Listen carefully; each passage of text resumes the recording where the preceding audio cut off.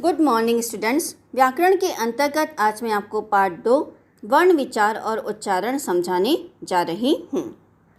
बच्चों, पिछले वीडियो में आपने पंचमाक्षर नियम और नुक्ता के बारे में जाना था। आज मैं आपको इसके आगे का पार्ट समझाने जा रही हूँ।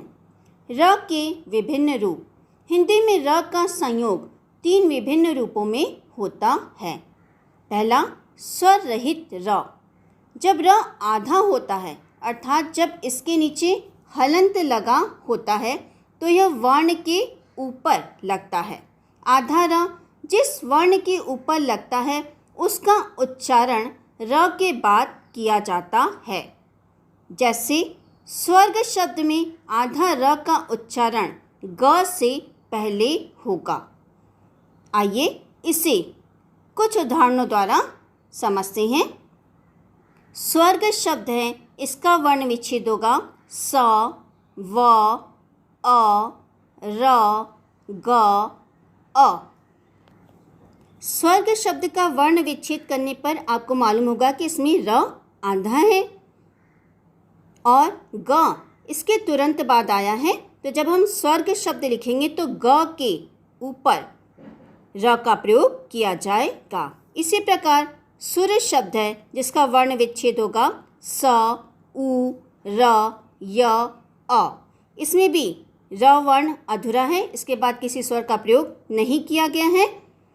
तो जब हम इसको लिखेंगे तो य वर्ण के ऊपर र लगेगा।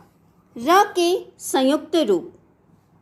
संयुक्त व्यंजनों में र की स्थिति सभी व्यंजनों से भिन्न है।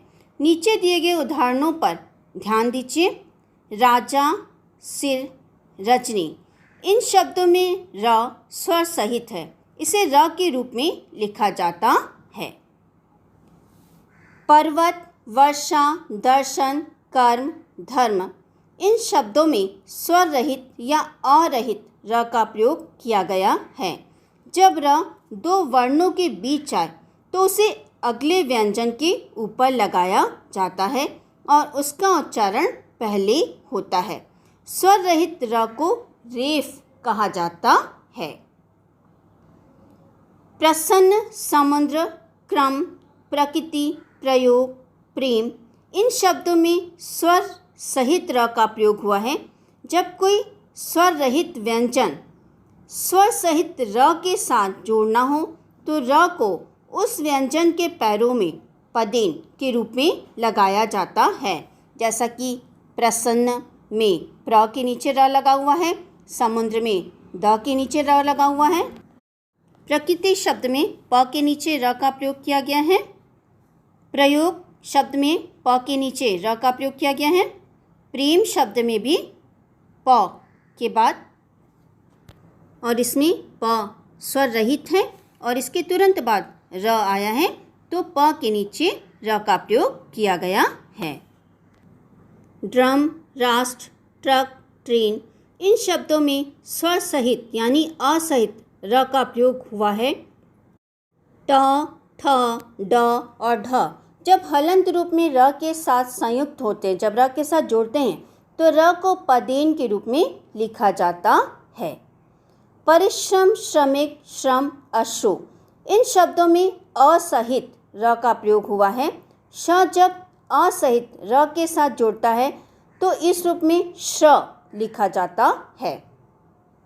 यदि र की रेफ मात्रा के बाद का वर्ण भी आधा हो तो र उसके बाद वाले वर्ण पर लगेगा। जैसे वत्स्य, इसमें र, त और स तीनों आधे वर्ण के हैं।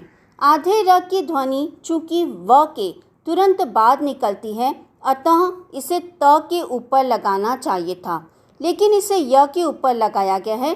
इससे स्पष्ट है कि र आधे वर्ण के ऊपर नहीं लगता। बच्चों, आज का पाठ मैं यहीं समाप्त करती हूँ। इसके आगे का पाठ मैं आपको अगले वीडियो में समझाऊंगी।